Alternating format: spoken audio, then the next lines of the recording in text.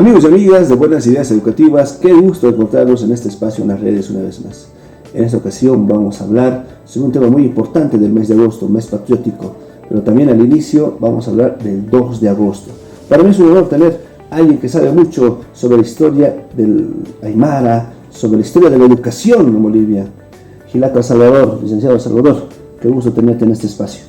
Hayaya Gilata Bernal, hayaya hermanas, hermanos, que sean buena hora, a ver, podemos conversar sobre estos temas que apasionan bastante, pero sobre todo es la camasa de nuestros pueblos, ¿no? Es la energía de nuestros pueblos para poder hablar de ellos mismos, de las arrugas de nuestras abuelas, del poncho de nuestros abuelos y sobre todo de la juventud de hoy en día que vuelve a renacer, o entre comillas vuelve a renacer frente a lo que es, lo que le corresponde, como gente de estos pueblos, como gente de las montañas, gente de las Amazonías, y que le hacen ser tal como son frente a una diversidad cultural. Evidentemente. El 2 de agosto lo podemos recordar con distintas denominaciones, ¿no? La reivindicación de la Escuela Agio de Huarizata, otros le dicen Día del Indio. Señor Salvador, ¿cómo podríamos nosotros ser asertivos o podemos denominar esta fecha de distintos nombres? Para nosotros es importante tomar en cuenta a nuestros pueblos y naciones originarias desde lo que son. Los Puquina, por ejemplo, como estructura lingüística, llega a ser después Aymara y Quechua, inclusive el Chanca, que se maneja también en Perú. Entonces, en ese sentido, tenemos que llamarnos como personas que somos, en el tema Aymara, por ejemplo, Jaque, en el tema Quechua Runa, en el guaraní va a ser Aba, o los chimanes van a llamar Chatuey, a lo que corresponde a las personas. Entonces, cuando ocurre la invasión española cristiana a la Aveyala, Tahuantinsuyo, al Collasuyo, comienzan a haber muchos atismos y nacen peyorativos al indio, entre comillas, con ese tenor, ¿no? Se decía que Colón estaba yendo a las Indias, Asia, y con ese denominativo después nos van a bautizar de mala manera los cristianos y van a utilizar estos términos como para podernos juzgar.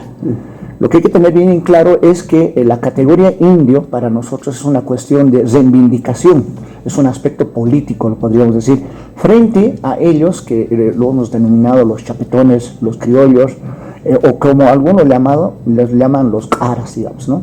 Pero para nosotros, chapetones, criollos o caras siguen siendo también personas, pero en la lógica de que nos han invadido, han masacrado a 7 millones, 8 millones de nativos, ya tendríamos que decirles que verdaderamente los supuestos civilizados han sido tremendamente los masacradores de los pueblos. Entonces, la categoría indio viene a ser solamente una cuña.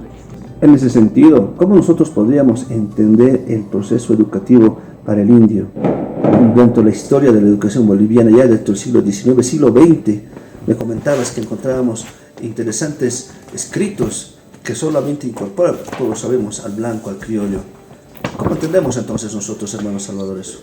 Para nosotros sigue siendo una búsqueda de historiaciones a través del lenguaje que nos han dejado nuestros abuelos. Estamos encontrando muchos valores en ellos. Ahora, si nos vamos a concentrar en el 2 de agosto de 1937, donde prácticamente después de la guerra del Chaco, el presidente de entonces llama Día del Indio a los nativos que estaban acá y son juzgados. Y en 1953, a gritos, a Víctor Paz Tonsoro le van a hacer obligar a dar el 2 de agosto como el día de la reforma agraria y todo aquello. Ya con Evo Morales se utilizan muchos nombres. Al final no podemos decir cuál es verdaderamente. Para nosotros, desde lo que es 1492, 1532 en estos territorios, ha llegado la educación, ha llegado la iglesia, ha llegado la política, ha llegado la moneda y prácticamente nos han desestructurado. Hay un documento de Andamarca del 9 de mayo de 1898. Este documento, miren, está escrito para aquellos que iban a la escuela. Y si revisamos bien los listados de quienes iban a la escuela, prácticamente de 100 podemos encontrar un nativo, un mal llamado indio. ¿Esto qué quería decir? Que no nos daban lugar para ir a educarnos.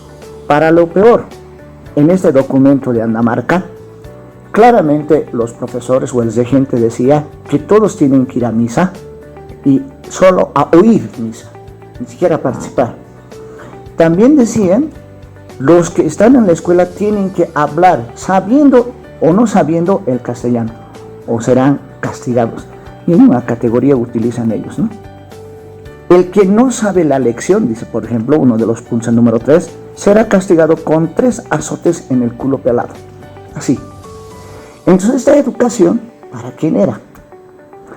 Una vez que ya se está estructurando las escuelas ambulantes con nuestros preceptores, estoy hablando de muchos nativos de nuestros pueblos que volvían del cuartel, inclusive decían ellos tenían que ser también profesores, o sea, bachilleres, profesores, directo, para poder educar al niño.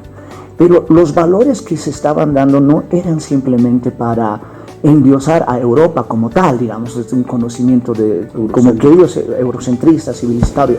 No, nuestros preceptores, nuestros maestros, nuestros abuelos estaban dando el valor de tierra, territorio y la autoidentificación de los pueblos. Esa era su educación. Esa educación que basándose en los saberes de nuestros abuelos, en las sabidurías y conocimientos ancestrales. Claro ejemplo, podemos citar a 2 grandes emblemáticos en este caminar.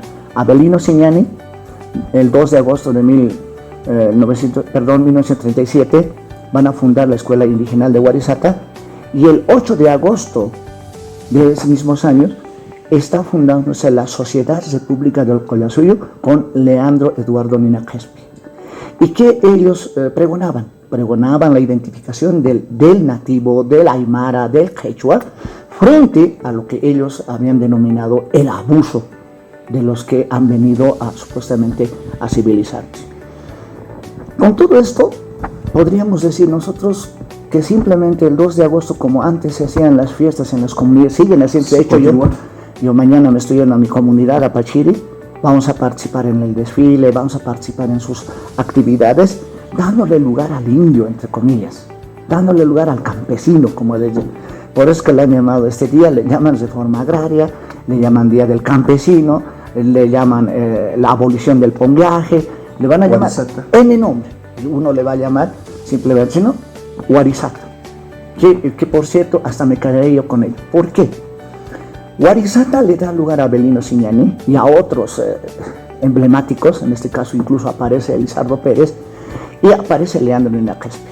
Estos emblemáticos hacen que el 2 de agosto sea más repercutido como una cuestión de propio para darse lugar a lo que somos nosotros, nuestros abuelos sobre todo, ¿no? En Huarizata, Huariusata, ¿no ve? Huariusarantatana. En esa lógica nosotros queremos recordar, entre comillas, el 2 de agosto, no una cuestión peyorativa, sino una cuestión de reivindicación de los pueblos y naciones originarias. Evidentemente, para quienes tenemos ese proceso de reivindicación, que hemos vivido ese proceso de migración en busca de otros espacios posiblemente citadinos, como pueda mencionarse, pero también está, como tú decías en un momento, el indio está acá en la ciudad, ¿no? El indio está aquí en la urbe, y no por ello tenemos que ser vistos de otra manera o separados dentro del concepto totalmente campesino. Ante esto y ante este desafío, Salvador Filata, ¿cuál sería el mensaje a nuestros jóvenes dentro del desafío actual de un mundo globalizado? ¿Cuál es el desafío del joven aymara en este mundo? Hemos notado nosotros, a ver, aquí desde la universidad o la misma escuela, ¿no? Entramos indios a la universidad y salimos caras. ¿Por qué pasa eso? Ahora, no fuera de nada de eso, nos divorciamos de la sociedad. Pareciera que cuando hay fiesta no nos vamos a nuestras comunidades. Cuando hay una actividad en el campo nomás publicamos. ¿Por qué pasa eso? Porque básicamente la educación, lo que es la tecnología hoy en día, nos está subordinando a sus formas de ser. Por ejemplo, en la escuela o en la universidad no vamos a encontrar los verdaderos actores de nuestras comunidades, por ejemplo, de nuestros pueblos. No nos van a hablar de Hanayu, de Ajayu, de Zacapa, Camas. No nos van a hablar de complementariedades e integralidades desde la sabiduría de nuestros pueblos. Entonces, eso que hace en las ciudades hace que nos divorciemos de nuestra realidad. A veces decíamos, es un error realmente negar a tu familia, negar a tu cultura, es negar a tu familia. Y eso está pasando, ¿por qué? Por las tecnologías, por las formas de vida que se tienen aquí en las ciudades. Los medios de comunicación, los canales de televisión, casi no hablan nada de nosotros. Ahí está haciendo algunos murmullos, diría yo, Canal 4 con su programa Taipi y otros elementos más, Radio San Gabriel, ¿no? Pero más allá no hay un trabajo fuerte. Pareciera que las estructuras curriculares también en las escuelas no están trabajados desde nuestras tierras. Ese trabajo, ¿quién lo tiene que hacer? No porque nos vamos a poner un sombrero, unas hojotas, un poncho, ya hemos reivindicado eso, no. Frente al otro también tenemos derecho a hablar nuestro aymara, podemos hablar también el inglés o el chino mandarín, desde nuestras capas, desde nuestras raíces culturales, lo que nos hacen vivir frente a lo que ellos dicen, ¿no? Modernidad, posmodernidad. Para nosotros nuestra modernidad y posmodernidad que estamos viendo hoy en día es la depredación a la madre naturaleza. Miren, ¿no? Estos días debía estar nevando. ¿Por qué no está nevando?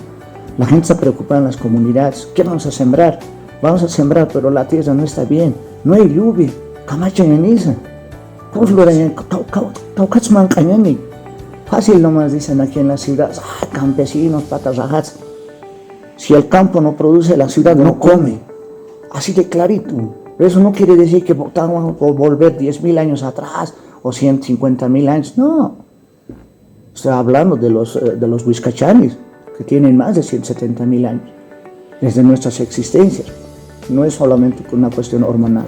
Entonces nosotros queremos decir a nuestros guaynas, a nuestros tahuacos, a nuestras guaguas, a nuestros niños, nuestras raíces culturales están en nosotros. No por ello podemos desconocer. ¿Y qué vamos a hacer hoy en día? Tenemos que reivindicar de frente, sin escondernos. Hay que estar ahí.